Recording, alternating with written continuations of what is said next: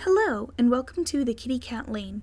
My name is Lane, and today I'm going to be doing a one-layer no undo challenge, and to make it even more challenging, I'm going to be doing it in MS Paint.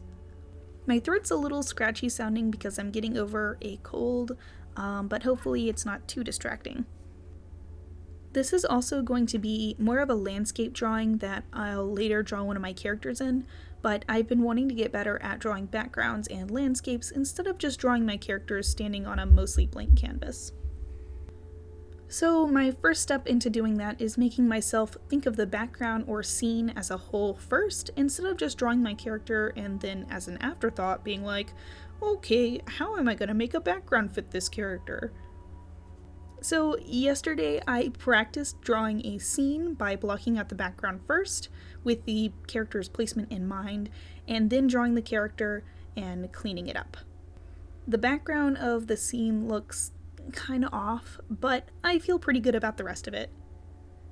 The hardest part about improving is having to get past the part where you aren't good at it yet. I'm trying to remind myself that it's not going to look good at first and that I need to just keep going if I ever want to make it to a point where I'm actually getting better at making backgrounds. So I figured I'd try practicing by limiting myself with all of these challenges and doing them in a program that has even more limitations. This would force me to be more loose with my art and not hyper-focus on making every little detail look perfect, because I only have so many tools at my disposal, so I'm gonna need to figure out some shortcuts to get the idea across without being able to blur things and use my brushes and tools as crutches to, like I said, try and make every little detail look perfect. That's not the point. It's not going to look good. That's okay. This is my reminder to myself, and if you need to hear it, then here you go. And another thing that kind of helped push me into maybe I want to try doing this in MS Paint, because it kind of sounds random to just switch programs like that. I recently discovered and played around with the Passpart Out games. If you haven't heard of them, basically you're playing as an artist selling paintings to try and make a living or become famous. You start off with a chunky little pixel brush and a canvas. That's basically it. You can change the size of the brush, but starting out, you really don't have any other tools at your disposal. Of course, it's not made to be like a super complex drawing program. It's just kind of a fun little thing you can doodle in and see if you can make something cool, but you slowly unlock a few more drawing tools, and in the second game, you can even get different canvases along with some more wacky brushes. I had a lot of fun playing them, and I haven't even finished the second game yet.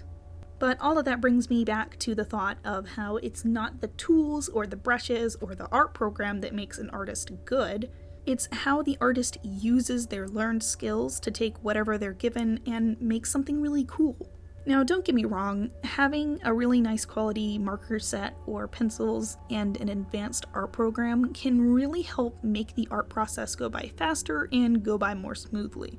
I'm definitely not going to stop using Clip Studio Paint anytime soon.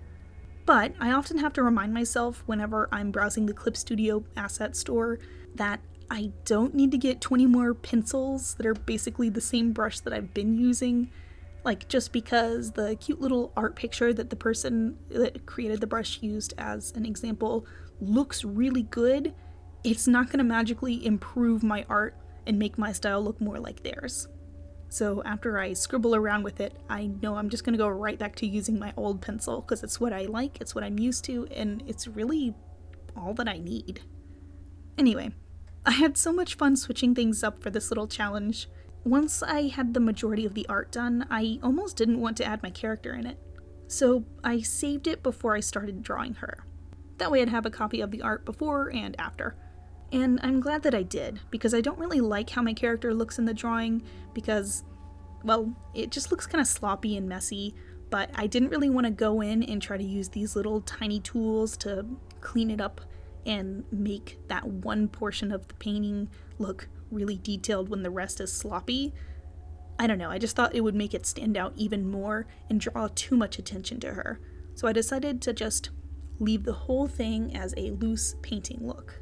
But if you have any fun challenges that you'd like me to try, or if you want me to try drawing in MS Paint again, but focusing on the character instead of the background so that I can actually kind of use my style with it, just let me know. And thank you all so very much for taking a walk down the kitty cat lane with me. I hope you all have a wonderful rest of your day. And here's the secret kitty of the day. Bye.